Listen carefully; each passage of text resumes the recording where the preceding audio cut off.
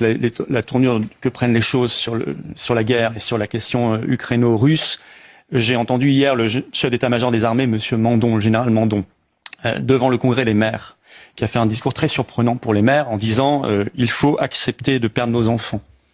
Et nous allons avoir des pertes économiques et vous allez accueillir des soldats dans vos communes, trouver de la place parce qu'on va s'entraîner et parce qu'on se prépare pour la guerre dans 3-4 ans contre la Russie.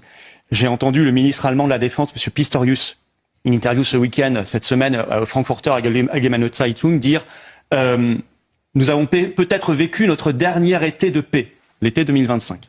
Donc la guerre avant l'été 2026. Et puis Macron et Zelensky qui signent cette déclaration d'intention pour 100 rafales. Alors ça entretient un climat de guerre anxiogène.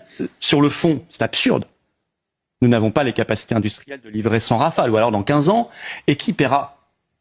Qui paiera? Pas l'Ukraine, pas un rond. Donc soit les programmes européens, c'est-à-dire la France, puisque nous contribuons largement plus que ce qu'on reçoit, soit directement la France, c'est-à-dire 20 milliards. Je rappelle que 100 rafales, c'est à peu près 20 milliards. Donc tout ça est d'une absurdité, d'une folie totale. On nous met sur un chemin de guerre, de confrontation avec la Russie, alors qu'il faudra arrêter tout cela. Nous disons aux patriotes, plus 1 euro pour l'Ukraine, pas une arme, et pas un soldat français évidemment, pas une goutte de sang français dans cette guerre qui n'est pas la nôtre.